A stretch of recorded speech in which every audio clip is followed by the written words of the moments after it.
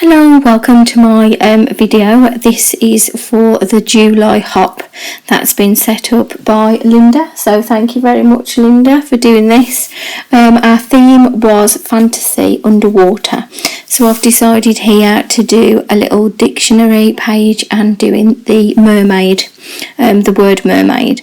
After my video, we'll follow a video by Marlys, which is another artist. She's done some of her work, shared it with me, and then I've put it onto my YouTube channel to try and showcase her work, and hopefully you enjoy watching that as well. So here you're just watching me simply penning my design of a mermaid. I'm not the world's best at drawing bodies, but I think you always need to practice things that you're not brilliant at, and I'm fairly happy with how it turned out. This is, as I said, a dictionary journal. Your idea is that you turn to a page and then you can do a piece of artwork based on a word that's on that page. Here I've drawn with a carbon ink pen, which is my new pen, and it's really nice to draw with and completely sort of like waterproof. It won't smear or anything like that. And then what I've done is just gone into it with some watercolour.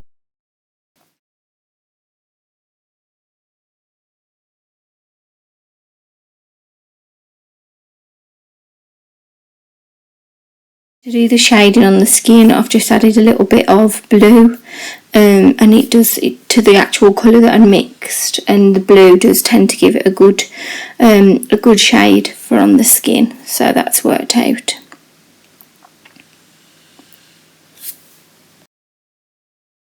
Here I've started to add colour for the hair. Obviously the hair I haven't done sort of like normal colours. I've just done it multicoloured. I like to do hair that's a little bit more colourful and a little bit more interesting. I think it just gives the piece a little bit more of a fantasy kind of like look about it as well. So I've put all sorts of colours into the hair, reds, yellows, you name it, everything went in. And then I've gone on to start the tail. The tail I decided to do sort of like a mix of oranges and reds. I was going to do it in blue to start with, like blues and purples, but then I thought, well, if I want to add this mermaid into like the sea, is the tail not going to mix into the background colour? So I thought give it a completely different contrasting colour to blue. So here I've just added loads of different sort of reds, oranges, just to make the tail look a little bit more interesting. I might go back into this when it's dry with some gel pens as well, just to give it a bit more sparkle. So here I've just literally put a little bit of blue on.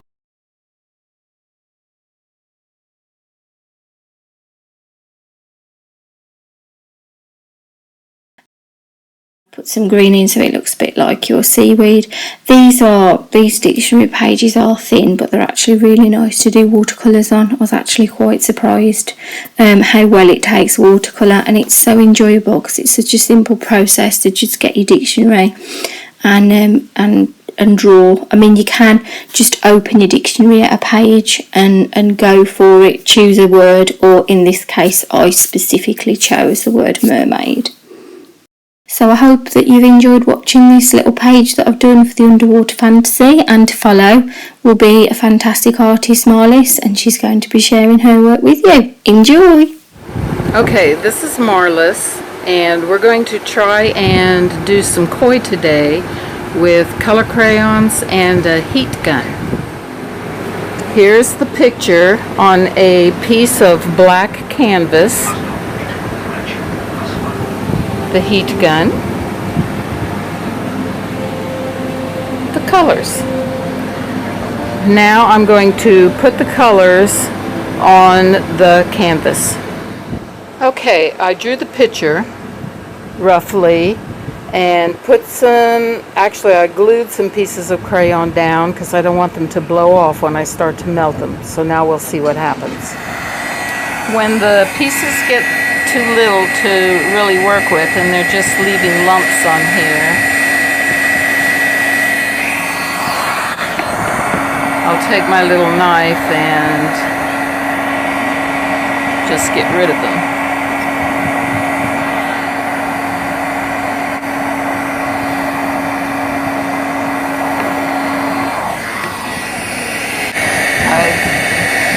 board around quite a bit to make the drips go where I want them to go. I'll slant it whichever way I want them to run, if the heat gun can't make them go.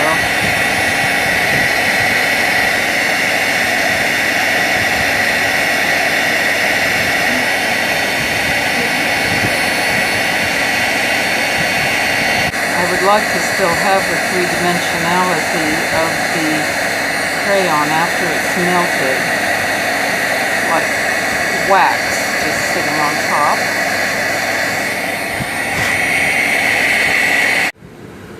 Well, this is the finished piece. It could probably use some more work, but anyway, you have an idea of how to use the crayons and heat gun.